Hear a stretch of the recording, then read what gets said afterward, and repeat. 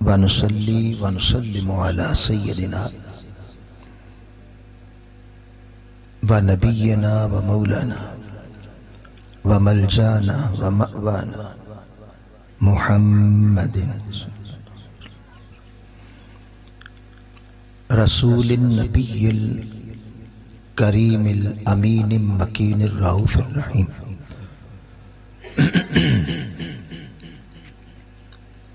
أما بعد فأعوذ بالله من الشيطان الرجيم.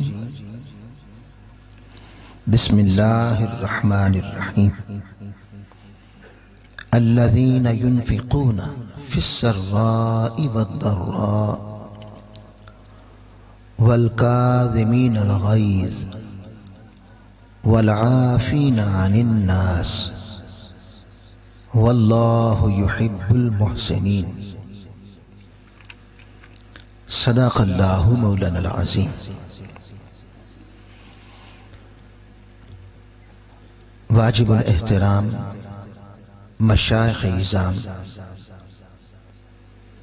معزز و محترم علماء کرام،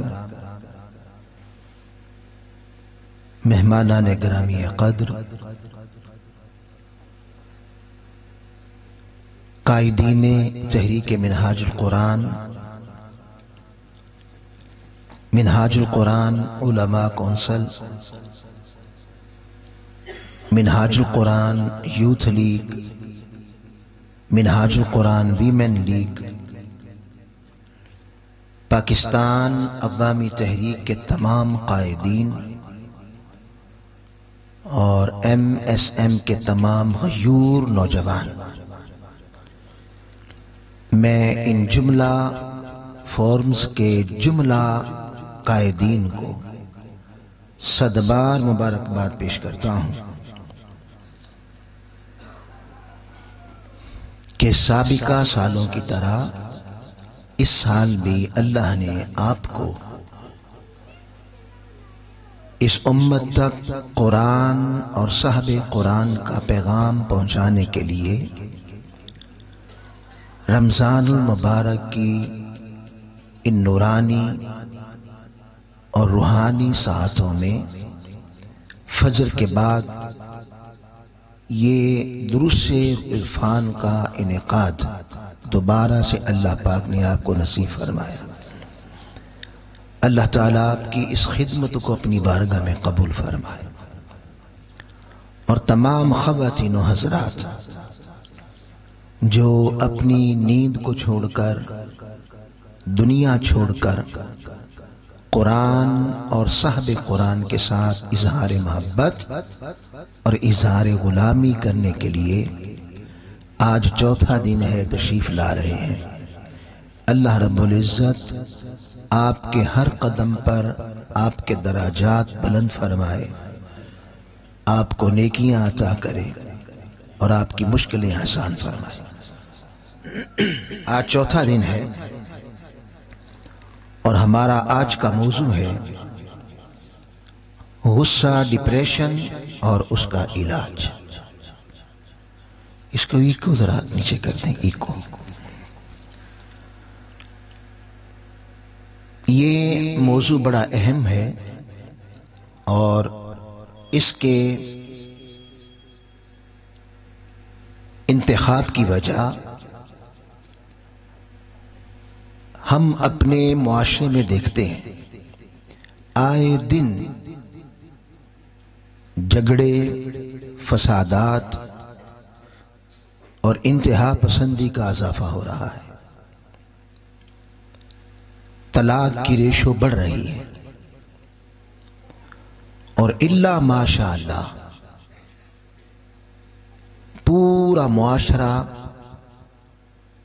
اخلاقی اور تربیتی اعتبار سے زوال کا شکار ہو چکا ہے.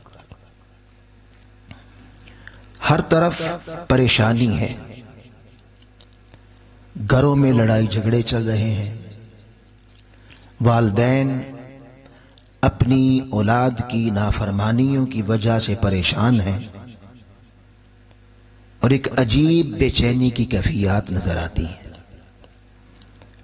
لہذا ضروری سمجھا گیا کہ جب ہم نے اس معاشرے پر ابھی ایک نگاہ ڈالتے ہیں ہم، تو ہمیں پتہ چلتا ہے کہ جہاں بہت ساری چیزیں اس معاشرے کو انتہا پسندی کی طرف، قتل و غارت کی طرف دھکیل رہی ہے، وہاں ایک بنیادی وجہ غصہ اور ڈپریشن بھی ہے۔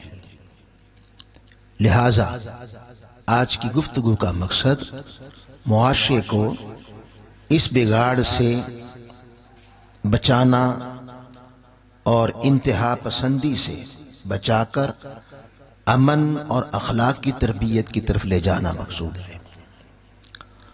اور دوسرا اولین مقصد یہ بھی ہے ہمارا کہ ہم ان چیزوں کو جاننے کے بعد اس پر قابو پا کر اللہ اور اس کے رسول کی رضا حاصل کر سکیں۔ ہم اپنی گفتگو میں اختصار کے ساتھ طبی ماہرین، میڈیکل سائنس ہماری اس میں کیا رہنمائی کرتی ہے اس کو ڈسکس کریں گے، اور پھر اس کے بعد اللہ اور اس کے رسول صلی اللہ علیہ وآلہ وسلم یعنی قرآن و حدیث سے ہمیں کیا رہنمائی ملتی ہے، انشاءاللہ اس پر گفتگو کریں گے۔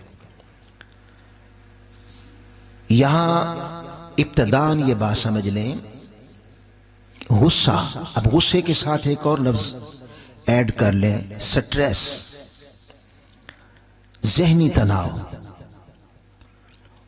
غصہ بنیادی طور پر کسی بیماری کا نام نہیں ہے، یہ اللہ پاک نے انسان کی شرست میں رکھا ہے۔ مختلف کیفیات ہوتی ہیں انسان میں، جیسے کوئی نعمت مل جائے تو خوشی کی کیفیت آ جاتی ہے، ایک جذبہ خوشی ہوتا ہے، نقصان ہو جائے تو غم کی کیفیت آ جاتی ہے۔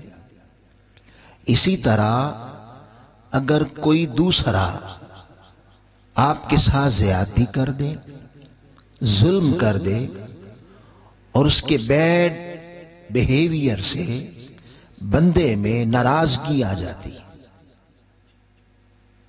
اشتعال آ جاتا ہے، طیش میں آ جاتا ہے، اسی دوسروں کے بہیو سے اور رویوں سے جو طبیعت میں اشتعال انگیزی پیدا ہوتی ہے، اسی اشتعال کا نام غصہ ہے، اور یہ اللہ پاک نے انسان کی فطرت میں اسے گوندا ہے۔ لہذا غصہ از خود کوئی بیماری نہیں ہے، غصہ ہمیشہ دوسروں کے رویوں سے آتا ہے۔ طبیعت کے خلاف بیوی نے کوئی بات کر دی، غصہ آ گیا، شوہر نے طبیعت کے خلاف بات کر دی، غصہ آ گیا، اولاد نافرمانی کرتی ہے، کہاں نہیں مانتی، غصہ آ جاتا ہے۔ اسی طرح دوسروں کے ناپسندیدہ امور پر جو طبیعت کے خلاف ہوتا ہے، اس پر اشتعال کا پیدا ہونا، اس کو غصہ کہتے ہیں۔ غصہ ہمیشہ دوسروں کے رویے سے پیدا ہوتا ہے، لیکن سٹریس جو ہے یعنی ذہنی تناؤ، یہ دوسروں کے رویوں سے بھی پیدا ہوتا ہے اور حالات کی سنگینی بھی اسے پیدا کر دیتی ہے۔ جیسے مہنگائی اتنی اوپر چلی گئی کہ انکم اتنی نہیں ہے، خرچے بڑھ گئے، گھر کا خرچہ نہیں چل رہا، بندہ سٹریس کا شکار ہو گیا، بچوں کی فیسیں کہاں سے دینی ہے، سٹریس کا شکار ہو گیا، پھر بچوں کی تعلیم کا کیا بنے گا، وغیرہ وغیرہ۔ یہ سارے حالات مل کر بندے کو سٹریس میں مبتلا کر دیتے ہیں۔ اب یہ دونوں چیزیں مل کر، سٹریس اور اینگر، غصہ، ہمارا آج کا موضوع دراصل غصہ ہے بنیادی طور پر۔ اگر ان پر وقت پہ کنٹرول نہ کیا جائے، اور یہ بات بھی یاد رکھ لیں کہ زمین پر کوئی ایسا فرد نہیں ہوتا جس پر پریشانیاں نہیں آتی، یا جس کی طبیعت کے خلاف بہیو نہیں ہوتے، سب کے خلاف ہوتے ہیں، سب کو پریشانیاں آتی ہیں، مگر کچھ لوگ اپنے اعصاب میں، ارادوں میں بڑے مضبوط ہوتے ہیں، وہ ان چیزوں کو خاطر میں نہیں لاتے، انہیں اپنے ذہن پہ سوار نہیں کرتے، اللہ پہ چھوڑ دیتے ہیں کہ اللہ کوئی نہ کوئی حالات پیدا کرے گا، اس کا حل نکال دے گا، اور اپنی زندگی کے مقاصد کی طرف ان کی وجہ سے نہیں رکتے، بڑھتے رہتے ہیں اور اللہ کی مدد کے طالب رہتے ہیں۔ وہ بھی اسی معاشرے میں جیتے ہیں اور اس معاشرے کا بہترین فرد بن کر خود بھی اور پورے معاشرے کو غموں سے، سٹریس سے اور مصائب سے نکال کر انہیں منزل کی طرف گامزن ہوتے ہیں، لے کے چلتے رہتے ہیں۔ وہ بھی لوگ ہوتے ہیں، اور کچھ ہم جیسے ہوتے ہیں کہ تھوڑی سی پریشانی آئی تو اس پریشانی کا شکار ہو جاتے ہیں اور ساری زندگی اپنی تباہ و برباد کر لیتے ہیں۔ تو یہ ہر ایک کے لیے آتا ہے، لیکن اس پر کنٹرول اگر نہ کیا جائے، یاد رکھ لیں یہ غصہ پیدا ہوتا ہے ہر شخص میں، اگر کنٹرول نہ کیا جائے تو یہی غصہ آہستہ آہستہ جب طبیعت کے اندر پکتا رہتا ہے، مشق ہوتی رہتی ہے، تو بالآخر یہ غصہ بندے کو ڈپریشن میں مبتلا کر دیتا ہے۔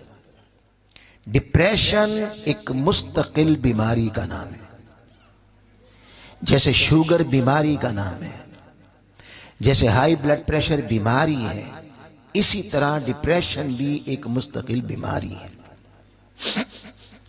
بلکہ اس وقت دنیا میں جن بیماریوں نے پوری دنیا کو اپنی لپیٹ میں لیا ہے، اس میں شوگر ہے، اس میں ہائی بلڈ پریشر ہے، اس میں اٹیکس ہیں، دل کا اٹیک آ جانا، اسی طرح ڈپریشن بھی ایک ایسی بیماری ہے جس نے پوری دنیا کو اپنی لپیٹ میں لیا ہوا ہے، اور اس سے معاشرے پھر برباد ہو رہے ہیں۔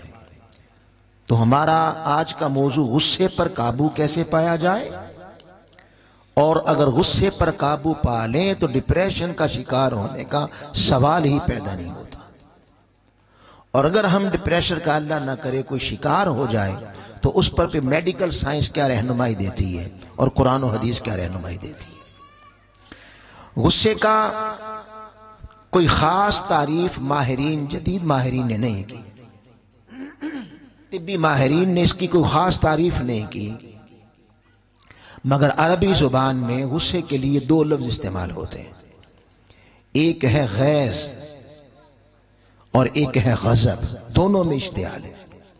آپ یہ اکٹھا بھی استعمال کرتے ہیں، غیظ و غضب، کہتے ہیں فلاں کے غیظ کا فلاں شکار ہو گیا، فلاں کے غضب کا فلاں شکار ہو گیا۔ وہ غیظ و غضب کیا ہے؟ طبیعت کی ناپسندیدگی اور ناراضگی کا اظہار۔ طبیعت میں غصہ، طبیعت میں اشتعال اور طیش آنا، اور اس اشتعال کا بدلے کی طرف ابھارنا، یہ غضب ہے، یہ غیظ ہے۔ طبی ماہرین نے اس کی دو بڑی اقسام بیان کی ہیں، یوں تو کافی ساری قسمیں بیان کرتے ہیں، وہ ڈسکس کرتے ہیں، پر ادھر جانے کی ہمیں ضرورت نہیں ہے۔ دو بڑی اقسام یہ بیان کی ہیں کہ ایک غصہ ہوتا ہے غیر فعال غصہ، پیسو اینگر، غیر فعال غصہ۔ یہ اس غصے کو کہتے ہیں کہ جب بندے کی طبیعت کے خلاف کوئی امر ہوا تو اسے غصہ آیا، مگر اس نے غصے کا اظہار نہیں کیا، مشتعل نہیں ہوا، گالی گلوچ نہیں کی، جھگڑا نہیں کیا، قتل و غارت نہیں کی، اسے اندر دبا لیا اور فی الوقت کمپرومائز کر لیا، مگر اندر رکھ کے اپنے ساتھ ہونے والے اس ظلم اور زیادتی کا بدلہ لینے کے لیے کسی اور وقت کا انتظار کرنے لگا۔ غصہ اندر ہے اور اندر غصہ رکھ کے اس وقت کمپرومائز ہو گیا، دوسرے کی بات مان لی، مگر اندر ہی اندر غصے کو پکاتا رہا اور اگلے وقت کا انتظار کرتا رہا کہ میں اس کا بدلہ لوں گا۔ اس غصے کے متعلق طبی ماہرین کا کہنا یہ ہے کہ یہ خارجی سطح پر، معاشرتی سطح پر اتنا نقصان دہ نہیں ہوتا۔ یعنی غصہ آیا، اس نے قتل و غارت نہیں کی، غصہ آیا اس نے فساد نہیں کیا، غصہ آیا لڑائی جھگڑا نہیں کیا، اندر دبا گیا، تو لہٰذا یہ غصہ معاشرتی سطح پر اتنا بگاڑ نہیں لاتا، لیکن داخلی سطح پر غصہ کرنے والے کی شخصیت کو برباد کر دیتا، وہ اندر پکتا رہتا ہے، اس کے ساتھ اس کی طبیعت میں غیر محسوس طور پر بغض آ جاتا ہے، عناد آ جاتا ہے، حسد آ جاتا ہے، ظلم آ جاتا ہے، اور اندر ہی اندر کڑتا رہتا ہے، بے چینی آ جاتی ہے، نیند خراب ہو جاتی ہے، دن کا چین خراب ہو جاتا ہے، ہر وقت اسے سر پہ سوار کیے ہوئے کہ اس نے میرے ساتھ یہ ظلم کیا تھا، اس کا میں بدلہ لوں گا۔ تو اس طرح اس بندے کی شخصیت متاثر ہو جاتی ہے، اور پھر وہ معاشرے کا ایک سود مند اور فائدہ مند فرد نہیں رہتا، اسی میں الجھ جاتا ہے، اور یہی چیز پھر اسے ڈپریشن کا شکار کر دیتی ہے۔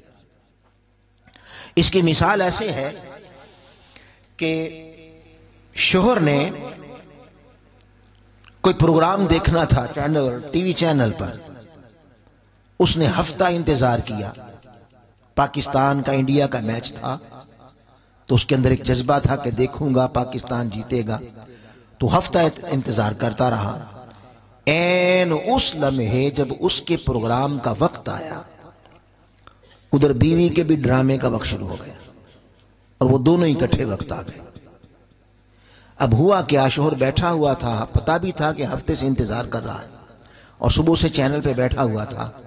اب جب این وقت آیا تو بیوی آئی، اس نے ریموٹ پکڑا اور چینل بدل کے اپنا پروگرام لگا دیا۔ اسے غصہ آیا، یہ سوچ کر کہ خبر ہے کہ میں ہفتے سے انتظار کر رہا ہوں اور بیٹھا ہوں، اور اب جب یہ وقت آیا ہے تو اس نے اپنا چینل شروع کر دیا۔ ناراضگی آئی مگر اندر دبا گیا، کمپرومائز کر لیا بیوی کے ساتھ۔ اب انتظار، اندر سے شخصیت ٹوٹ گئی، اندر سے ساری سوچ جو ہے وہ ڈسٹرب ہو گئی، اندر سے توڑ پھوڑ کا شکار ہو گیا، بیٹھا ہوا۔ اب انتظار میں، یہ اس انتظار میں لگ گیا کہ اس نے جو حرکت کی ہے میں بھی اس کا بدلہ لوں گا۔ گھنٹہ گزرا، 2 گھنٹے گزرے، بیوی نے، وہ وقت گزر گیا، بیت گیا، مگر وہ اندر جو بات رہ گئی اس نے اسے متاثر کر ڈالا۔ گھنٹہ گزرا، 2 گھنٹے گزرے، یا اگلا دن آیا تو بیوی نے ایسی بات کی جس میں کوئی ایسی ناراضگی والی، لڑائی جھگڑے والی بات نہیں تھی۔ مثلا اس نے پوچھا آج کیا پکانا ہے۔ اب یہ گھروں کی روٹین کی بات ہے، خواتین پوچھتی ہیں بھئی آج کون سی ڈش ہوگی، تو اس نے پوچھا کیا پکانا ہے، تو بس وہ جو اندر دبا ہوا غصہ سا وہ نکل آیا اور چیخو پکار اور گالی گلوچ شروع کر دی۔ وہ حیران ہو کے پوچھتی ہے کہ بات کیا ہوئی ہے، میں نے کوئی ایسی بات تو نہیں کی۔ اب وہ خاک بتائے کہ بات اب کی نہیں ہے، وہ تو پرانی ہے، کل والی ہے، اشتعال تو وہ کل والا ہے جو اندر پل رہا تھا۔ تو وہ بھی حیران ہوتی ہے کہ آج انہیں کیا ہو گیا، اور جب وہ پوچھتی ہے وجہ کیا ہے، تو وجہ کہاں سے ہو، وجہ تو پرانی تھی، پھر منہ بنا کے بیٹھ جاتا ہے، جس سے سارے گھر کا ماحول ڈسٹرب ہو جاتا ہے۔ اسے کہتے ہیں غیر فعال غصہ۔ اس کے مقابلے میں ایک ہے فعال غصہ، اگریسو اینگر۔ یہ وہ غصہ ہے کہ جب طبیعت کے خلاف بات ہوئی تو فوراً مشتعل ہو گیا، اشتعال میں آ گیا، گالی گلوچ شروع کر دی، لڑائی جھگڑا شروع کر دیا، اٹیک کر دیا، حملہ کر دیا، قتل کر دیا۔ یہ غصہ ماہرین کے مطابق معاشرے کو تباہ کرتا ہے۔ اسی غصے کی بنا پر آج ہم دیکھتے ہیں بیٹا باپ کو مار دیتا ہے. آپ سنتے ہیں بیٹے نے باپ مار ڈالا، ماں مار ڈالی، بھائی نے بہن مار ڈالی، بہن نے بھائی مار ڈالا، دوست نے دوست کو مار ڈالا، وغیرہ وغیرہ. یہ وہ غصہ ہے کہ اس پر کنٹرول نہیں آیا اور اسی وقت اس نے اس کا اظہار کیا اور اٹیک کر دیا. یہ غصہ معاشرے کے اندر قتل و غارت لاتا ہے، فساد انگیزی لاتا ہے. یہ دونوں قسم کے غصے جو انسان کی طبیعت میں پیدا ہوتے ہیں، اگر ان پر وقت کے ساتھ ساتھ ان سے لڑا نہ جائے، اور یہاں پر یہ بات یاد رکھ لیں کہ ان کے ساتھ لڑنا بہرحال اس بندے کا ہے جسے غصہ آتا ہے. غصہ بہر صورت غصہ کرنے والے کو ہی نقصان دیتا ہے، اس کی ساری زندگی ڈسٹرب کر دیتا ہے، اور علاج بھی اس نے خود کرنا ہوتا ہے اس کے اوپر قابو پا کے. اگر یہ اندر چلتا رہے، پکتا رہے، عادت بنتی رہے، تو یہی غصہ ایک وقت میں جا کر انسان کو ڈپریشن کا شکار کر دیتا ہے. اور جب بندہ ڈپریشن کا شکار ہو جاتا ہے تو پھر میڈیکل سائنس کے مطابق فزیکلی متاثر ہوتا ہے. پہلے تو روحانی طور پہ داخلی سطح پر پریشان تھا، ٹینشن رہتی تھی، سوچیں اس کی بکھری رہتی تھیں، یکسوئی نہیں تھی، یہ چیزیں تھیں. لیکن پھر جب یہ چیزیں ڈپریشن تک اسے لے جاتی ہیں تو ڈپریشن باقاعدہ مستقل بیماری ہے، اور پھر جب یہ بیماری میں مبتلا ہو جاتا ہے تو پھر مختلف قسم کے فزیکلی اسے پرابلم پیدا ہوتے ہیں، اور یہ ہر شخص کی طبیعت میں مختلف ہوتے ہیں، ہر انسان کے لیے مختلف ہوتے ہیں. اس پر میڈیکل سائنس کہتی ہے کہ جب بندہ ڈپریشن کا شکار ہوتا ہے تو بعضوں کا سر درد شروع ہو جاتا ہے. سر درد ہوا، وہ پیناڈول لی، چھوٹی موٹی ٹیبلٹ دی، جب لی تو اس وقت آرام آ گیا، مگر جو ہی اس کا اثر ختم ہوا پھر شروع ہو گیا. آرام نہیں آتا، وہ سوچ اس کے سر میں لگ جاتی ہے جو درد کرواتی ہے. ہاضمہ خراب ہو جاتا ہے، پیٹ درد ہے، دوائی لی، وہ جو محلے کے عطائی ڈاکٹر ہوتے ہیں ان کے پاس آتا جاتا رہتا ہے، وہ دوائی دے دی، آرام آ گیا، پھر شروع ہو گیا. نیند نہیں آتی، نیند ڈسٹرب ہو جاتی ہے، ہر وقت بے چینی کی کیفیت رہتی ہے، بے چین رہتا ہے. اور بسا اوقات یہ بے چینی اس حد تک پہنچ جاتی ہے کہ ہاتھ پاؤں ٹھنڈے ہوتے ہیں، پسینے آ جاتے ہیں، اور بندے کو یوں لگتا ہے یہ اس کی ذہنی سوچ ہوتی ہے، ڈپریشن ہوتا ہے، یوں لگتا ہے جیسے ابھی کچھ ہو جائے گا. ایسی کیفیت آتی ہے، ذہنی دباؤ میں ہر وقت رہتا ہے. پھر میڈیکل سائنس کا کہنا ہے کہ اس ڈپریشن ہی کی وجہ سے بلڈ پریشر ہائی ہونا شروع ہو جاتا ہے، ہائی بلڈ پریشر کا شکار ہوتا ہے، دل کا اٹیک آتا ہے. یعنی آپ دیکھیں کہ انسان کی سوچ انسان کی باڈی پر کتنا اثر چھوڑتی ہے. بھئی آپ سنتے رہتے ہیں کسی شخص نے کروڑ روپے انویسٹ کیا، 2 کروڑ انویسٹ کیا، 10 کروڑ انویسٹ کیا، اسے نقصان ہو گیا. اب نقصان ہوا ہے خارجی سطح پر، پیسہ ڈوبا ہے، مگر جب اسے خبر ملتی ہے تو اس کو اٹیک آ جاتا ہے. بھئی نقصان تو باہر ہوا تھا خارجی سطح پہ، یہ دل بند کیسے ہو گیا؟ سوچ دل کو بند کر دیتی. اتنی خطرناک بیماری ہے ڈپریشن. اور اس وقت بہت ساری اموات جو ہو رہی ہیں اٹیک کی صورت میں، وہ انڈر ڈپریشن ہو رہی ہیں. نفسیاتی بہت سی بیماریاں جنم لے لیتی ہیں. پھر جب غصہ ذہن کے اوپر چھا جاتا ہے اور انسان غصے کی بھینڑ چڑھ جاتا ہے تو پھر بڑے بڑے بلنڈر کرتا ہے، طلاق ہو جاتی ہے، طلاق دے دیتا ہے، طلاق طلب کرتی ہے عورت، زبان درازی، گالم گلوچ، ذہنی انتہا پسندی، فساد انگیزی، اور پھر وہ قتل و غارت جو ہمیں صبح و شام دیکھنے کو ملتی ہے، یہ سارے کا سارا اس کی بنیاد اصلاً غصہ بھی ہوتا ہے۔ اس لیے آقا علیہ السلام اپنی امت کو گاہے بگاہے غصہ کرنے سے منع کرتے رہتے تھے۔ بخاری شریف کی حدیث پاک ہے، حضرت ابو ہریرہ رضی اللہ تعالیٰ عنہ آپ فرماتے ہیں کہ ہم آقا کی معیت میں مجلس میں بیٹھے ہوئے تھے، ایک شخص آیا، اس نے آ کر آقا علیہ السلام کی بارگاہ میں عرض کی، یا رسول اللہ صلی اللہ علیہ وسلم، آقا مجھے کوئی نصیحت فرمائے۔ عرض کی یا رسول اللہ نصیحت کریں۔ آقا نے فرمایا صلی اللہ علیہ وسلم، لا تغضب، غصہ نہ کیا کر۔ فردد مرارا، وہ بار بار کہتا، حضور نصیحت فرمائیں، آپ ہر بار فرماتے غصہ نہ کیا کر، کہ غصہ تمہاری شخصیت کو برباد کر دے گا۔ باہر تو جو اس کا معاشرے میں نقصان ہونا ہے وہ تو بندے کے جتنے ساتھ رشتے وابستہ ہوتے ہیں، جو فرد اس کے ساتھ اٹیچ ہوتا ہے وہ سارے متاثر ہوتے ہیں، لیکن سب سے زیادہ غصہ کرنے والے کو ہی برباد کر دیتا ہے۔ پھر جب میڈیکل سائنس سے پوچھیں کہ بھی بندہ ڈپریشن کا شکار ہو جائے تو آپ پھر اس کو ڈپریشن سے نکلنے کے لیے کیا مشورہ دیتے ہیں؟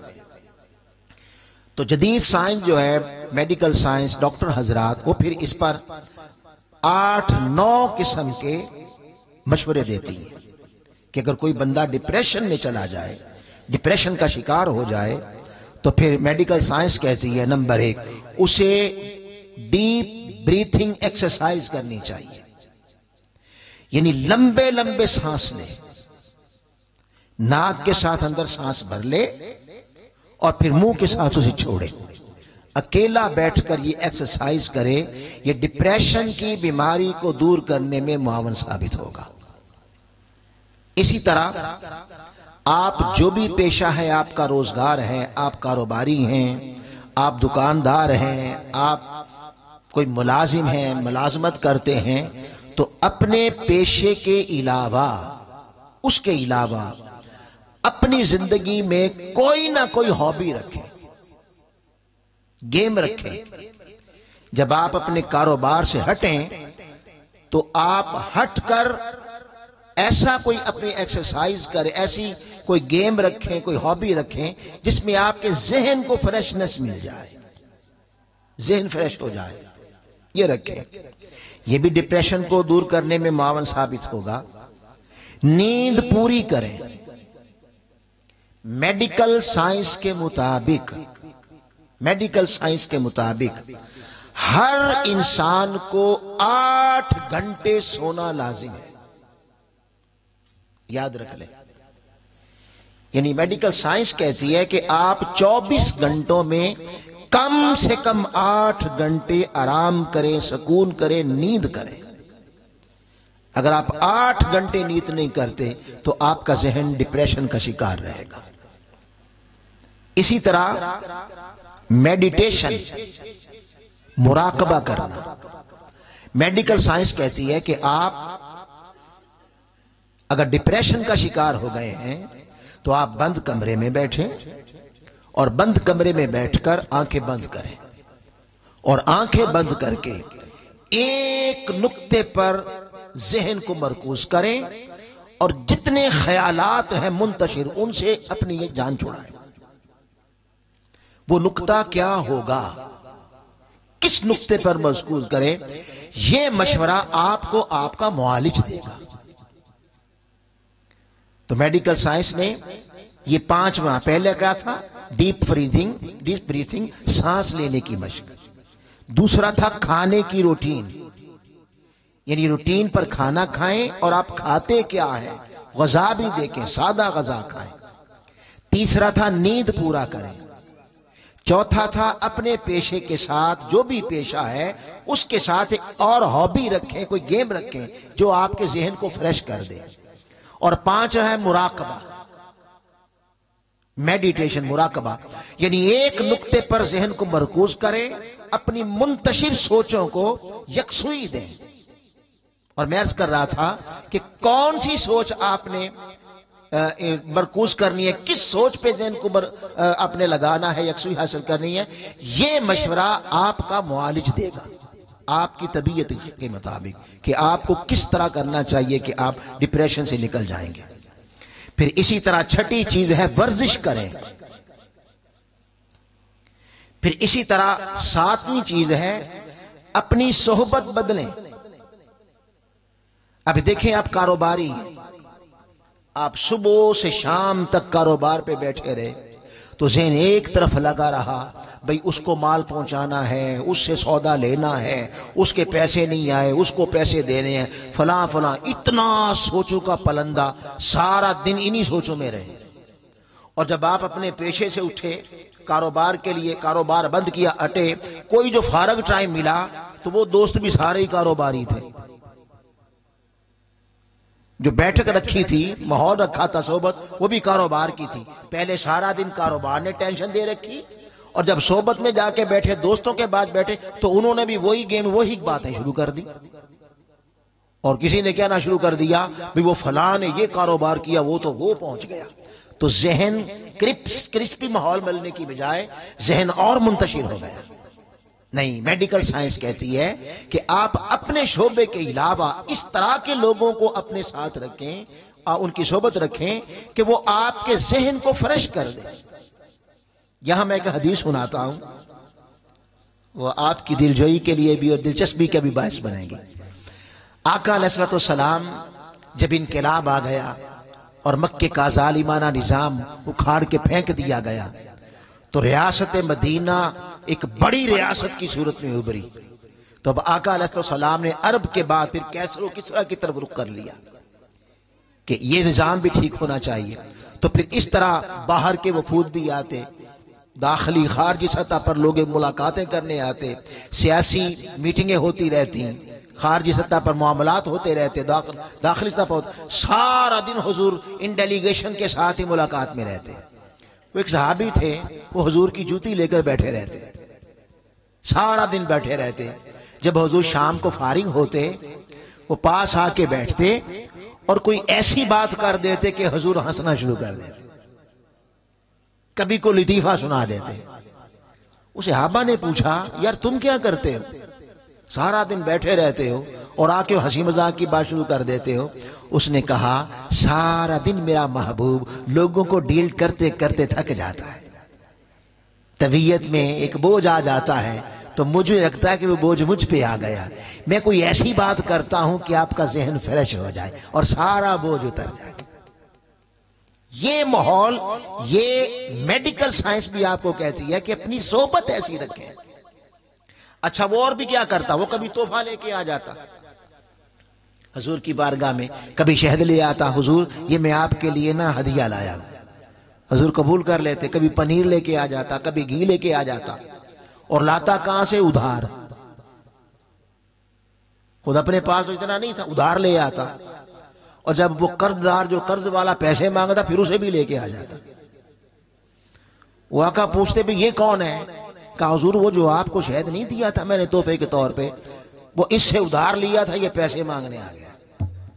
پھر میں حضور اب اس کو پیسے بھی دے دیں، تو حضور مسکرا پڑتے، خوش ہو جاتے ہیں۔ میڈیکل سائنس کہتی ہے اپنی زندگی میں یہ خوشیاں رکھیں، ایسا ماحول رکھیں، آپ ڈپریشن سے آزاد ہو جائیں گے۔ اور پھر آخری بات یہ ہے کہ میڈیکل سائنس کے مطابق چونکہ یہ ایک مستقل بیماری ہے، لہٰذا آپ کو اچھا معالج کے ساتھ آپ رابطہ کریں، کنسلٹ کریں ڈاکٹر کو، اور اس کے مطابق وہ آپ کو میڈیسن دے گا۔ میڈیسن کے بغیر بیماری کا علاج پھر ممکن نہیں ہے، پھر آپ کو ساتھ میڈیسن لینی پڑے گی۔ پھر سائیکائٹرسٹ کے ساتھ ملے، جیسے کارڈیالوج، کسی کو دل کا پرابلم ہوتا ہے تو وہ دل کے ڈاکٹر کے پاس جاتا ہے، آنکھ کا پرابلم آ جائے تو آنکھ والے ڈاکٹر کے پاس، آئی اسپیشلسٹ کے پاس جاتا ہے، اسی طرح اگر ذہن ڈسٹرب ہو جائے، قلب ڈسٹرب ہو جائے، تو پھر یہ عطائی ڈاکٹر کسی اور کی نہیں، اس کا بھی اسپیشلسٹ ہوگا، اس سے ملیں جا کے، وہ آپ کے مرض کو دیکھ کر آپ کا علاج تجویز کرے گا، اور وہ جو آپ کو میڈیسن دے گا اس میڈیسن کو آپ اس کے دیے ہوئے مشورے کے مطابق کھائیں گے تو پھر آپ کو ڈپریشن سے اللہ پاک آپ کو نجات دے دے گا۔ یہ یہاں تک میں نے آپ کو میڈیکل سائنس اور ڈاکٹر حضرات جو ہمیں کہتے ہیں اس وہاں ان کا علاج بھی دے دیا، اور ان کا سارا معاملہ جو بالکل مختصر انجام آپ کے سامنے رکھ دیا ہے۔ مگر یہاں ایک بات سمجھ لیں، ڈاکٹر اور میڈیکل سائنس اگر آپ مریض نہیں ہیں تو آپ کو ڈیل ہی نہیں کرتا۔ اگر آپ مرض لے کے نہیں جاتے تو میڈیکل سائنس آپ کو ڈیل نہیں کرتی، وہ کہتی ہے پہلے مرض لے کے آؤ، علاج پھر دیں گے۔ مگر آ جائیں، قربان جائیں، ذرا سرکار کی بارگاہ میں چلتے ہیں، حضور کی بارگاہ میں چلتے ہیں کہ یا رسول اللہ صلی اللہ علیہ وسلم، آقا آپ کی ساری امت بیماری میں مبتلا ہے، کوئی آپ کے پاس بھی علاج ہے؟ میڈیکل سائنس تو بہت کچھ دے رہی ہے، آپ بھی دیتے ہیں۔ قربان جائیں، اللہ کے رسول نے فرمایا ہاں، اگر تم میری تعلیمات پر عمل کرو تو وہ تو بیمار ہونے کے بعد علاج دیتے ہیں، مگر میں ایسا علاج دوں گا کہ تم بیمار ہو جاؤ یہ سوال ہی پیدا نہیں ہوتا اگر اس پہ عمل کرو، اس پہ عمل کر لو۔ اب ڈپریشن کیا ہے؟ ڈپریشن نے آپ کی سوچوں کو منتشر کر دیا، آپ کے قلب پر اس نے ایک اثر چھوڑا جس سے بے چینی آ گئی، دل بے چین ہے، ذہن بے چین ہے، آرام نہیں آ رہا، نیند نہیں آ رہی، کبھی پسینے آنا شروع ہو جاتے ہیں، کبھی سر درد شروع ہو جاتا ہے، یہ سارا دل کی بے چینی سے ہے۔ اللہ پاک کہتا ہے بندے تیرا دل دنیا نے منتشر کر دیا، تیرا ذہن دنیا کی ہرس نے، لالچ نے، تمام نے، اس کے قرب نے تیرے دل کو منتشر کر دیا۔ دنیا غموں کا گھر ہے، تو دنیا کی طرف گیا تھا، ارے اس نے تیرے دل میں غم بھر دیے ہیں۔ سکون چاہتا ہے تو الا بذکر اللہ تطمئن القلوب، دلوں کو اطمینان صرف اللہ کی یاد، اللہ کے ذکر سے ملتا ہے۔ اے بندے چھوڑ دنیا کو، چھوڑ اس کی ہرس کو، چھوڑ اس کی لالچ کو، چھوڑ اس کی طمع کو، تو جتنا اس کی طرف جائے گا یہ تجھے اتنی پریشانیاں دے گی، کبھی میری طرف بھی تو آنا، تھوڑا سا اس دنیا کو طلاق دے دینا تھوڑی دیر کے لیے، مجھ سے باتیں کر، فاذکرونی، تم میرا ذکر کر، اذکرکم، میں تیرا ذکر کرتا ہوں۔ ایک دوسرے کو یاد کریں، تو اللہ اللہ کر، میں عبدی عبدی کرتا ہوں۔ تو جب تیرا دل میرے قرب کے قریب آئے گا، جب میرے ذکر سے تیرے دل کو حلاوت ملے گی، تو اقبال کہتا ہے کہ کرتی ہے دو عالم سے بیگانہ دل کو، عجب چیز ہے لذت آشنا۔ دنیا سے تو بڑا آشنا ہے، ذرا مجھ سے بھی آشنا ہی لے لے۔ دنیا سے تو بڑا قریب جاتا ہے، بڑا حاصل کرتا ہے، ارے چھوڑنا ہے اسے تو نے، یہ ساتھ نہیں تیرے جانی، مگر تجھے زندگی میں نے دی، عظمتیں میں نے دی، نعمتیں میں نے دی، اور بالآخر زندگی بھی میں نے دی ہے، دنیا بھی میں نے دی ہے، آخرت میں بھی میرے پاس آنا ہے، تو میرا ذکر کر، تیرا دل سکون پا جائے گا۔ پھر مولا تیرے ذکر کی کوئی بہترین صورت ہے؟ اللہ پاک کہتا ہے میرا ذکر ایسا ہے جب مرضی کرو، اٹھتے بیٹھتے مجھے یاد کرو، وہ تو ہے ہی، مگر یہ جو میڈیکل سائنس نے کہا نا مراقبہ، مراقبہ کریں، اور مراقبہ کیا ہے؟ اپنے منتشر خیالات کو ایک نقطے پر مرکوز کر کے یکسوئی حاصل کرنا، اسے مراقبہ کہتے ہیں۔ فرمایا میڈیکل سائنس تو کہتی ہے تو ایک دن میں کوئی 10-15 منٹ مراقبہ کر، تیرا ڈپریشن جائے گا۔ میں نے پورے دن میں تجھے 5 وقت کا مراقبہ عطا کر دیا، پنجگانہ نماز مراقبہ ہے، اقم الصلاۃ لذکری، نماز پڑھ میرے ذکر کی خاطر۔ تو اللہ کا سب سے بڑے ذکر کی صورت پنجگانہ نماز ہے۔ بندے جس طرح نماز ثواب دیتی ہے، نماز سے روحانی سکون ملتا ہے، نماز سے تجھے درجات کی بلندی ملتی ہے، اسی طرح نماز پڑھنے والا اگر نماز کے پڑھنے کا حق ادا کرے اور اپنے محبوب کی سنت کو کاملاً ادا کرے تو خدا کی عزت کی قسم روحانیت تو ملے گی، فزیکل بیماریاں بھی اس سے دور ہو جائیں گی، تیرا جسم بھی بیماریوں سے پاک ہو جائے گا۔ بھئی دیکھیں نا، میڈیکل نے کہا 5-10 منٹ روزانہ کرو، قربان جائیں، اللہ پاک کہتا ہے تو پہلے سب سے پہلے اٹھ کر دنیا کی طرف نہ جا، آ میری طرف آ جا، نماز پڑھ، اپنے ذہن کو میری طرف یکسوئی حاصل کر، دنیا کے خیالات، دنیا کی طلب، حرص، لالچ، اس کی ساری پریشانیوں کو ذرا پیچھے چھوڑ دے اور اپنے ذہن کو، دھیان کو، گیان کو، تصور کو، تخیلات کو، سوچوں کو ساری دنیا سے ہٹا کر میرے مکڑے کی طرف لگا دے۔ تو صبح اٹھ، میرے پاس آ، مراقبہ کر، سکون قلب حاصل کر، پھر چلا جا دنیا میں، پھر تو وہی کاروبار، وہی دنیا، وہی رپڑ، وہی ساری ذہن تیرا منتشر ہوگا۔ تو جب پھر تیرا ذہن منتشر ہو جائے، ظہر کو پھر آ جا، پھر باتیں کر، پھر سارا بوجھ اتر جائے گا، پھر عصر میں آ جا، پھر مغرب میں آ جا، حتیٰ کہ بستر پر جانے سے پہلے مجھ سے باتیں کر کے جا، بستر پر جانے سے پہلے مراقبہ کر کے جا، تاکہ جب میرے ساتھ باتیں کرے گا، میرا ذکر، میری یاد تیرے دل کے سارے بوجھ ہٹا دے گی، تیرے ذہن کے سارے انتشار کو یکسوئی عطا کر دے گی، اور تو بستر پہ جائے تاکہ تجھے سکون کی نیند آ جائے۔ تو پنجگانہ نماز دراصل یہ میڈیکل سائنس کا دیا ہوا وہ مشورہ ہے۔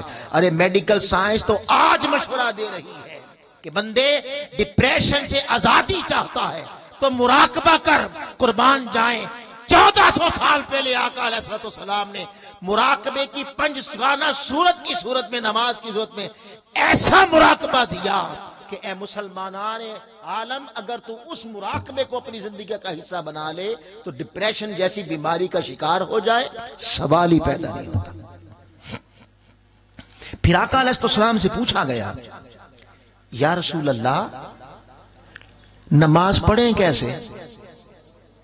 اس کی ایک اور بند کر دے، تھوڑی سی اور گھٹا دے، نماز پڑھیں کیسے؟ ہائے ہائے ہائے، حضور نماز کیسے پڑھنی ہے یہ بتا دے۔ قربان جائیں، آقا نے فرمایا، ان تعبد اللہ کأنک تراہ۔ ہائے ہائے ہائے، جب تو نماز میں آئے تو پھر ہر شے سے کٹ جا، ذہن ہر چیز سے ہٹا کر یوں نماز پڑھ کہ تیرے سامنے وہ حسن مطلق جلوہ گر ہے، اور تو اس حسن کی تابانیوں میں اور اس حسن کے جلووں میں ایسا گم ہو جا، اور یوں پڑھ کہ جیسے تو اسے تک رہا ہے۔ لوگوں مجھے بتاؤ، اگر تکا ہی نہیں جا سکتا تو مصطفیٰ نے مشورہ کیوں دیا؟ کیا آقا نے وہ بات کہی جو ممکن نہیں؟ ہائے ہائے ہائے، اے بندے، اگر تو دل کے پردے اٹھا دے، حرص، لالچ، طمع، بے حیائی، دروغگوئی، جھوٹ، فراڈ، ان ساری چیزوں سے بے نیاز ہو کر جب اللہ کے حضور کھڑا ہو تو تیرا ذہن، تیرا دھیان، گیان، تخیل، وجدان، تصور، حتیٰ کہ تیری نگاہ اس طرح ہو کہ جیسے وہ سامنے کھڑا ہے، اسے تک۔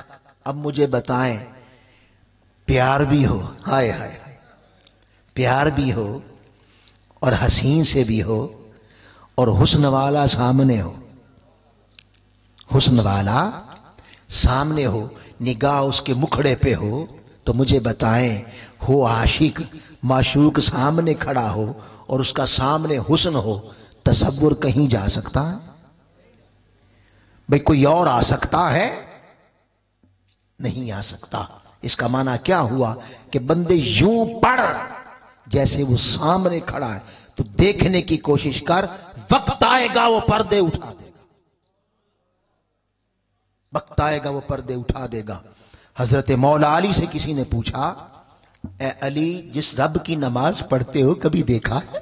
ہائے ہائے ہائے، بھئی کبھی اس کا مکھڑا دیکھا ہے؟ اس کے حسن کا جلوہ کیا ہے؟ جب یہ کہا ولایت جلال میں آ گئی۔ حضرت مولا علی نے فرمایا، اللہ کی عزت کی قسم، علی ایک سجدے کے بعد دوسرا سجدہ ہی نہیں کرتا جب تک مولا کے مکھڑے کا نظارہ نہ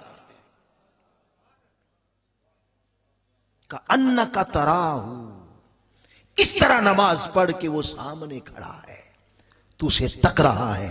اس کو کہتے ہیں مقام مشاہدہ۔ تصوف کی دنیا میں مقام مشاہدہ ہے کہ اس طرح نماز پڑھ، اس کا مکھڑا تیرے سامنے ہو۔ تو جب مکھڑا تیرے سامنے تصور یہ ہو تو بابا کون سی شے تجھے ڈسٹرب کر سکتی ہے؟ پھر فرمایا ہاں فَإِن لَمْ تَكُنْ تَرَاهُ فَإِنَّهُ يَرَاكَ، پھر اگر بندے تو غوث پاک کی طرح، تو حضرت خواجہ اجمیری کی طرح، تو داتا گنج بخش علی حجویری کی طرح اگر مقام مشاہدہ نہیں پا سکتا اور اس کے حسن مطلق کا نظارہ نہیں کر پاتا، تو پھر کم سے کم یہ تصور ہو کہ اگر میں نہیں دیکھتا تو کیا ہوا، وہ تو مجھے دیکھ رہا ہے۔ پھر تیرے قیام میں دھیان ہو، وہ مجھے دیکھ رہا ہے۔ تو رکوع میں جائے، وہ مجھے دیکھ رہا ہے۔ تو جلسہ کرے، قوما کرے، سجدہ کرے، قعدہ کرے، تو ہر وقت اس کے سامنے رہے۔ اسی تصور کا نام مراقبہ ہے کہ وہ مجھے دیکھ رہا ہے۔ اور دوستو، اگر یہ تصور پک جائے کہ وہ مجھے دیکھ رہا ہے تو ہم کبھی نماز کے چور نہ بنے۔ اب مجھے بتائیں نا، آپ کو یقین ہو کہ گھر والا دیکھ رہا ہے، مالک دیکھ رہا ہے، تو اس کے دیکھتے ہوئے، مالک کے دیکھتے ہوئے کوئی چوری کرے گا؟ کرتا ہے؟ قربان جائے، اگر پتا ہو کہ نماز میں وہ دیکھ رہا ہے تو رکوع پورا کرے، پورا کرے، دیکھ رہا ہے۔ ایسے نہیں ہے کہ اوپر سے ہی سبحان ربی العظیم اور رکوع کا تکلف ہی کیا ایسے بس، اور پھر کھڑے ہو گئے اور قوما کیے ہی نہ، ایسے اوپر آتے آتے سجدے میں چلے گئے۔ اور بعض اوقات تو لوگ پتہ ہے کیا کرتے ہیں، سجدے میں ایسے تکلف ہی کرتے ہیں وہ جلسے کا، وہیں سے ہاتھ اٹھا کے لگا کے وہیں رہ جاتے ہیں۔ اس کو کہتے ہیں نماز کا چور۔ اسے کیا کہتے ہیں؟ نماز کا چور۔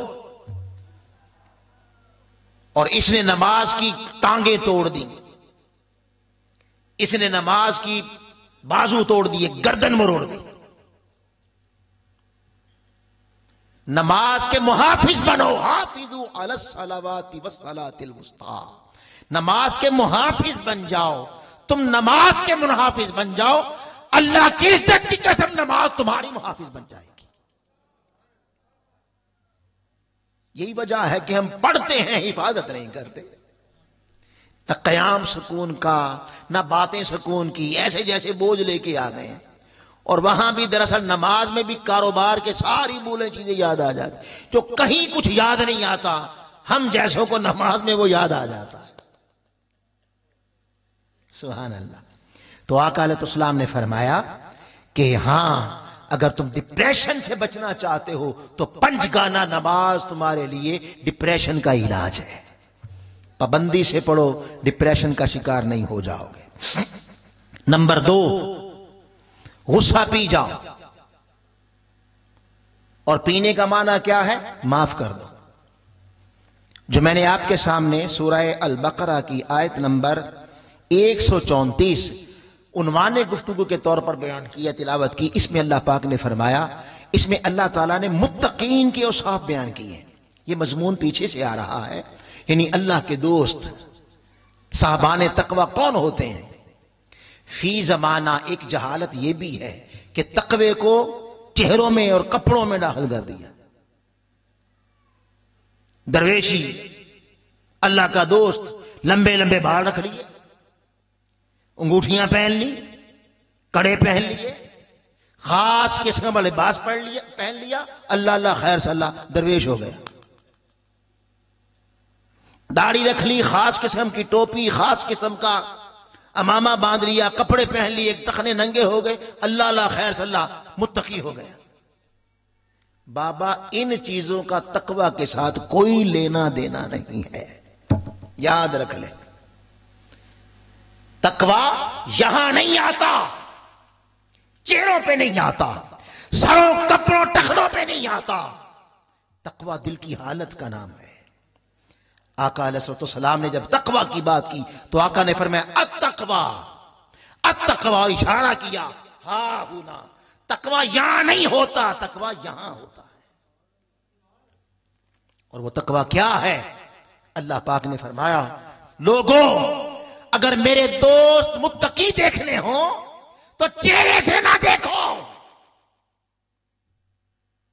چہرے تو ہر کوئی بدل سکتا ہے، چہرے نہ دیکھو۔ کیا دیکھیں؟ فرمایا ہاں انہیں دیکھنا ہو تو پہچان کیا ہے؟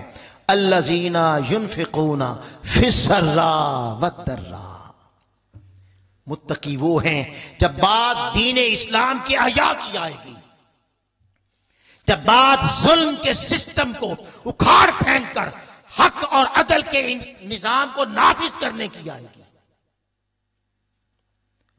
پانچ روزہ دروسی لے لیں، جب بات امت کے بولے بشروں کو قرآن اور صحاب قرآن کا پیغام پہنچانے کی آئے گی تو وہ ایسے تو نہیں ہوتا دین بھی غالب، اس کے لیے پیسہ چاہیے، اس کے لیے بھی پھر مال چاہیے۔ لوگوں متقی پہچاننے ہو تو ان کی پہلی علامت یہ ہے کہ جب بات دین کی آتی ہے، دین کے احیا کی آتی ہے، مصطفیٰ کی امت کو جہالت سے نکال کر علم کی روشنی دینے کی آتی ہے، تو صاحبان تقوی وہ ہیں کہ پھر وہ اللہ اور اس کے رسول کے لیے تجوریوں کے منہ کھول دیتے ہیں۔ پھر وہ یہ نہیں دیکھتے کہ میرے پاس کتنا ہے، زیادہ ہو تو زیادہ دیتے ہیں، کم ہو تو تب بھی دیتے ہیں، جو دیتا ہے وہی متقی ہے بس۔ اور دوسری علامت کیا ہے؟ والکاظمین الغیظ، اور میرے دوست کی دوسری علامت یہ ہے کہ تم انہیں دیکھو گے کہ جب ان کے ساتھ کوئی زیادتی کرے گا، کوئی ظلم کرے گا، ان کی بے عزتی کر دے گا، ان کے خلاف کوئی سازش کرے گا، جب بھی ان پر ظلم ہوگا تو متقی کی علامت یہ ہے کہ اسے غصہ تو آئے گا مگر غصہ پی جائے گا۔ صاحبان تقوی کون ہیں؟ غصہ پی جاتے ہیں اور وہ غصے کا اظہار نہیں کرتے۔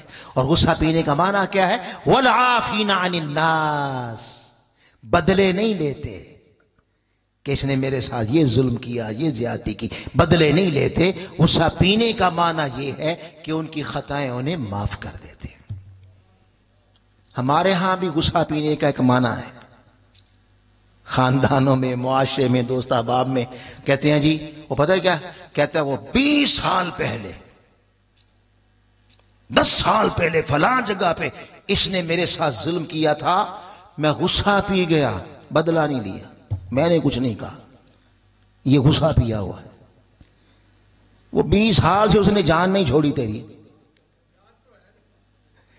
20 سال سے اس نے تیرا چین خراب کر رکھا ہے، اور 20 سال سے جہاں بیٹھتا ہے اس کی غیبتیں کرتا ہے، ابھی بھی کہتا ہے غصہ پی گیا۔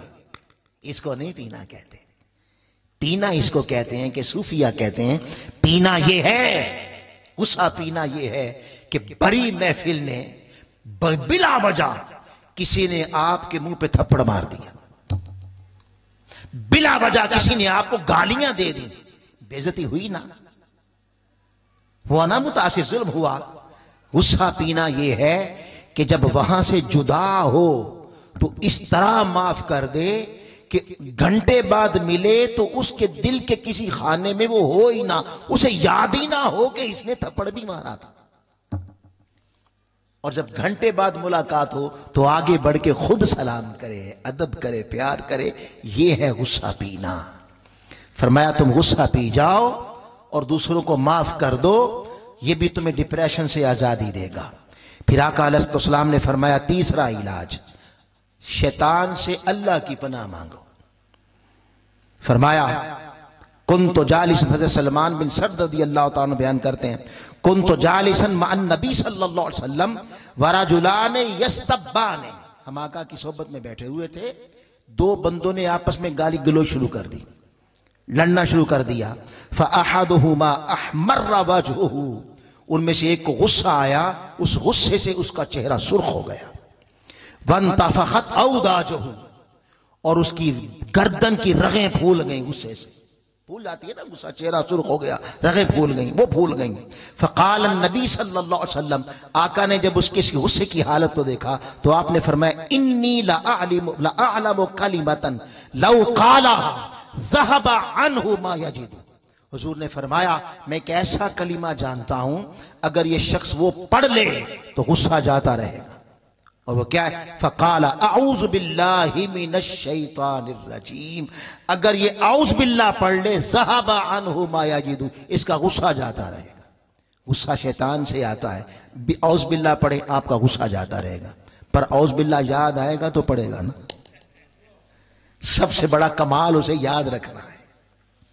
پھر اسی طرح چونکہ وقت کافی ہو گیا ہے اور ہم چاہتے ہیں کہ 7 بجے سے پہلے دعا کر لیں، میں اگلی چیزیں بس وضو کریں.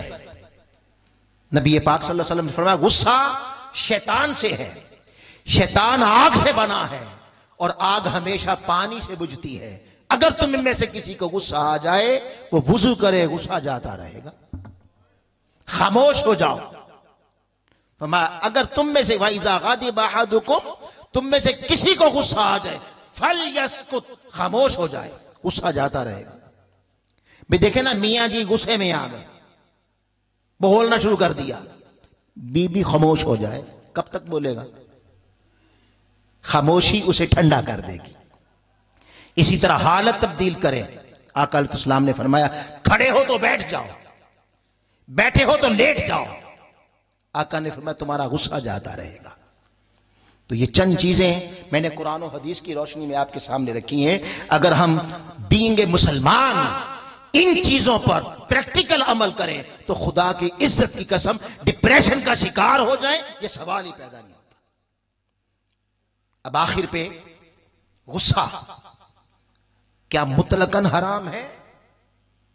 نہیں. اگر مطلقاً غصہ حرام ہوتا تو پھر تاجدار کائنات کو کبھی غصہ نہ آتا. مگر ہم احادیث مبارکہ کا ایک ذخیرہ ہمیں ملتا ہے کہ حضور علیہ السلام کو بھی غصہ آیا اور بسا اوقات تو غصے سے آپ کا چہرہ انور سرخ ہو گیا. حضرت عبداللہ بن عمرو رضی اللہ تعالیٰ عنہ بیان کرتے ہیں، آپ فرماتے ہیں فخرج علینا رسول اللہ صلی اللہ علیہ وسلم یعرف فی وجہہ الغضب. ہم بیٹھے ہوئے تھے، آقا علیہ السلام تشریف لائے، آپ کے چہرہ انور پر غصے کے آثار نمایاں تھے. لوگوں اگر غصہ مطلقاً حرام ہوتا تو کبھی تاجدار کائنات غصہ نہ کرتے. اور غصہ ایک حضور کی سنت ہو گیا. بھئی حضور جو کرے اس کرنے کا نام غصہ سنت ہوا نا. تو جب آقا نے غصہ کیا تو اب وہ والا غصہ جو حضور نے کیا ہے جب وہ کریں گے تو سنت ہو گیا. تو جو بھی سنت ادا کرے گا، سنت کا نام اللہ کی عبادت ہے. تو پتہ چلا ہے کہ غصہ عبادت بھی ہے. تو اب 2 قسمیں ہو گئیں غصے کی. ایک وہ غصہ جو معاشرے میں تباہی لاتا ہے، بربادی لاتا ہے، قتل و غارت لاتا ہے، معاشرے کو انتہا پسندی کی طرف دھکیلتا ہے. ایک وہ غصہ ہے. ایک وہ غصہ ہے جو مصطفیٰ نے فرمایا، وہ عبادت ہے، مصطفیٰ کی سنت ہے. فرق کیا ہے؟ کون سا غصہ ہے جو معاشروں کو تباہ کر دیتا ہے، اور کون سا غصہ ہے جسے کرنا ہے کہ اس کے کرنے سے بندے کی عبادت ہوگی، مصطفیٰ کی سنت ادا ہوتی ہے. جب یہ سوال پیدا ہوتا ہے تو آئیے اس سوال کا جواب ام المؤمنین سیدہ عائشہ صدیقہ رضی اللہ تعالیٰ سے ملتا ہے. آپ فرماتی ہیں فرائیت رسول اللہ صلی اللہ علیہ وسلم منتصرا من مظلمت ظلمها قط.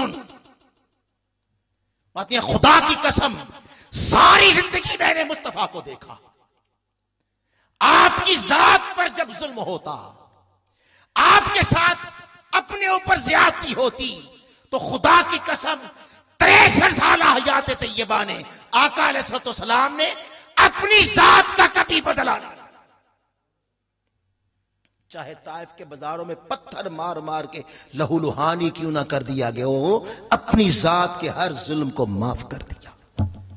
بندے جب تو اپنے بدلے لیتا ہے، تیری بےزتی ہوتی ہے، تیری ذلت ہوتی ہے، اپنے بدلے لیتا ہے، مگر قربان جائیں حضور نے کبھی اپنی ذات پہ غصہ نہیں کیا۔ جو اپنی ذات کے بدلے لیتا ہے، غصہ لیتا ہے، غصہ کرتا ہے، وہ معاشرے میں تباہی لاتا ہے، خاندانوں کو اجاڑتا ہے، قتل و غارت ہوتی ہے، رشتے ٹوٹتے ہیں، معاشرہ انتہا پسندی کی طرف جاتا ہے۔ اور وہ کون سا غصہ ہے جو آقا علیہ الصلوۃ والسلام کرتے، اور وہ غصہ معاشرے میں امن لاتا۔ ما لم ينتهك من محارم اللہ تعالی شیء فاذا انتهك من محارم اللہ شیء کان من اشدہم فی ذالک غضبا۔ بات جب کسی دوسرے پر ظلم کی آتی، بات جب اللہ کی حدود کی آتی، بات جب ظلم و زیادتی کی آتی، تو فرماتے ہیں خدا کی قسم جب دوسرے پر ظلم ہوتا دیکھتے، اللہ کی حدیں ٹوٹتی دیکھتے۔ اللہ کی حد کیا ہے؟ اللہ کی حد ہے کہ زمین اسلام پر اگر چور مرد ہو یا عورت چوری کرے تو اس کے ہاتھ کٹیں گے۔ اللہ کی حد ہے، اللہ کی حد ہے۔ زمین اسلام پر نہ کوئی شراب پیے، نہ بنائے، نہ بیچے۔ اگر کوئی زمین اسلام پر شراب بنائے بیچے، اسے 80 کوڑے مارے جائیں، یہ اللہ کی حد ہے۔ بیٹی مسلم کی ہو، بیٹی عیسائی کی ہو، بیٹی یہودی کی ہو، کافر کی ہو، مشرک کی ہو، بیٹی بیٹی ہے۔ اگر سرزمین اسلام پر کسی کی بیٹی کی عزت لوٹے تو اللہ کی حد ہے، اس عزت لوٹنے والے کو موت کے گھاٹ اتارو، قتل کرنے والے کو قتل کرو، راہزنی کرنے والے کو، لوٹنے والے کو 100 کوڑے مارو۔ اور سرزمین اسلام پر اگر کسی کا بچہ بھوکا سو جائے، ایسے حکمران کو پکڑ کے اس کے ہاتھ کاٹ دو، یہ اللہ کی حد، یہ اللہ کی حد ہے کہ زمین اسلام پر کوئی بھوکا نہ سوئے، ہر ایک کو برابر کے حقوق ملیں، برابر کی سہولیات ملیں، یہ اللہ کی حدیں ہیں۔ اور فرمایا جس نے اللہ کی حدوں کو توڑا وہ ظالم ہے۔ آقا علیہ الصلوۃ والسلام نے اسی اللہ کی حدوں کی حفاظت کی خاطر پتھر بھی کھائے تھے، اور ان حفاظتوں کی خاطر 70 سے زیادہ فقط 7 سال کے عرصے میں جنگیں غزوات لڑی، کبھی 14 کبھی 70 اپنے غلاموں کو شہادتیں پیش کرتے رہے۔ لوگوں، آپ کے سامنے میں نے دونوں صورتیں رکھ دی۔ ایک سنت غصہ ہوا، وہ اللہ کی عبادت، حق کے غلبے کے لیے وہ غصہ کرنا لازم ہے، وہ غصہ نہ ہو تو کبھی حق غالب نہیں آ سکتا۔ اور ایک وہ غصہ ہے جو تباہی لاتا ہے۔ شیخ الاسلام ڈاکٹر محمد طاہر القادری، ان کی 50 سالہ زندگی آپ کے سامنے، پوری قوم کے سامنے، پوری دنیا کے سامنے کھلی کتاب کی طرح ہے، کھلی کتاب کی طرح ہے۔ کسی نے حملے کیے ذات پر، آپ پر الزامات لگائے گئے، ڈالروں کا بھوکا ہے، عزت کا بھوکا ہے، کرسی کا بھوکا ہے، وغیرہ وغیرہ، یہاں تک کہ گندی گالیاں دی گئیں۔ ارے تم نے سمجھا کہ سنت صرف داڑھی رکھ لینا ہے؟ یہ بھی سنت ہے، اور جب یہ سنتیں ادا کریں جو مصطفیٰ نے کی تھیں تو پھر حق غالب آتا ہے۔ ان 50 سالہ 60 سالہ زندگی میں کتنا کچھ آپ کی ذات پہ کیا گیا، کوئی ثابت نہیں کر سکتا۔ الزام لگانا اور بات ہے، الزام لگانا اور زود و کوب کرنا اور لام تراشیاں کرنا یہ ایک الگ بات ہے، وہ تو نبیوں پہ بھی ہوتی رہیں، وہ تو نبیوں پہ بھی ہوتی رہیں۔ مگر ان 50-60 سالہ زندگی میں جس نے جو الزام لگایا، ایک ثبوت فراہم نہیں کر سکتا، نہ کر سکا۔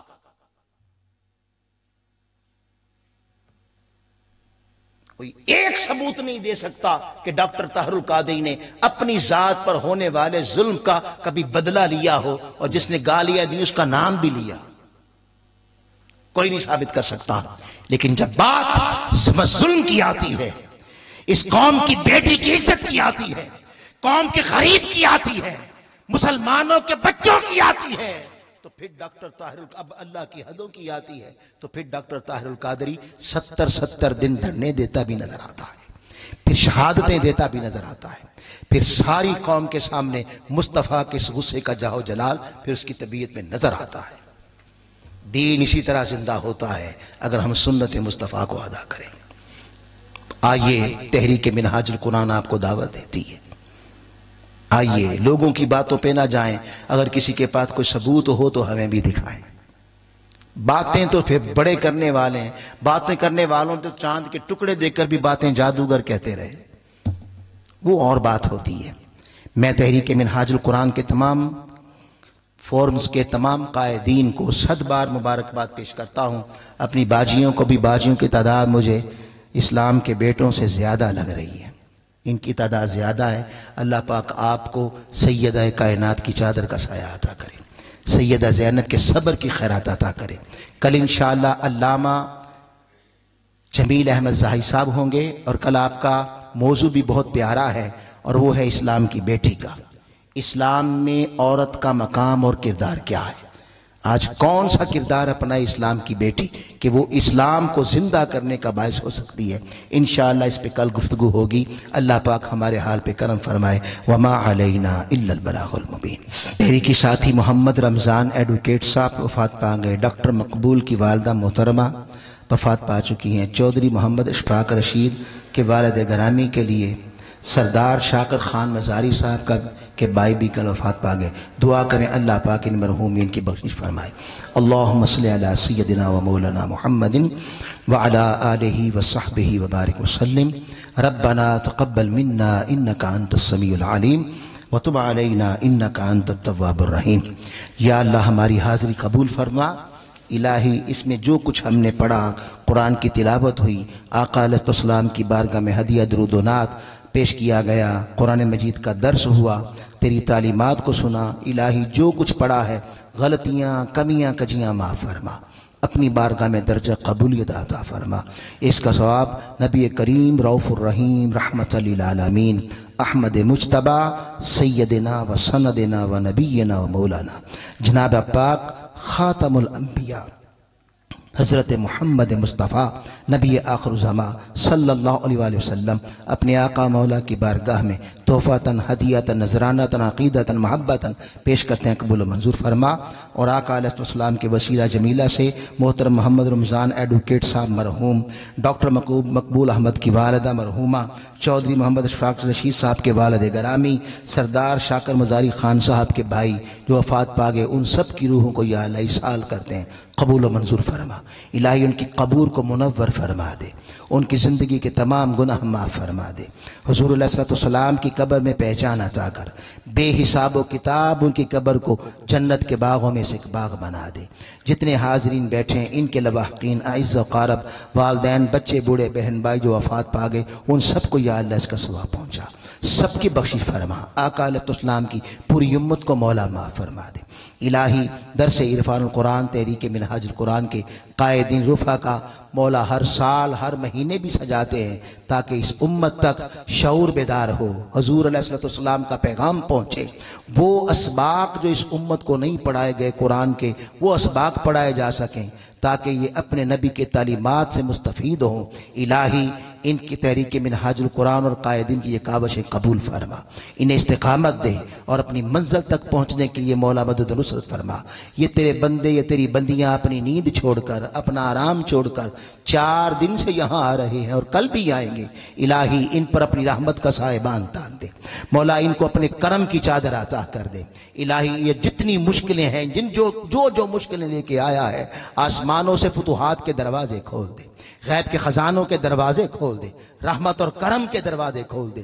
یہ یہاں پر آ کے بیٹھے ہیں، تیری رحمت کے طلبگار ہو کے بیٹھے ہیں۔ اے میرے مالک، انہوں نے دامن پھیلائے ہوئے ہیں، ہمارے چہرے نہ دیکھ، ہماری نافرمانیاں نہ دیکھ، مولا ہماری بدعمالیاں نہ دیکھ، تیرے دروازے پہ آ گئے ہیں۔ اے میرے مالک، سخی کبھی خالی نہیں لوٹاتے اور جواد کبھی منگتوں کو خالی نہیں بیچتے۔ اے میرے مالک، یہاں بیٹھے ہیں، اٹھنے سے پہلے ان کے گھروں کو، ان کی زندگیوں کو ہر بلا سے، ہر وبا سے، ہر قسم کی مصیبت، رنج و علم، دکھ درد، بیماریاں، جادو، سحر، ٹونا، بد نظریاں، زمینی آسمانی افات و بلیات سے میرے مالک ان کے اٹھنے سے پہلے ان کے گھروں کو پاک کر دے، ان کی زندگیوں کو پاک کر دے، یہ اپنے گھروں میں داخل ہوں، تیری رحمت کے دروازے کھلے ہوں، تیرے کرم کے دروازے کھلے ہوں، مولا ان کی زندگیوں کو خوشیوں سے بھر دے۔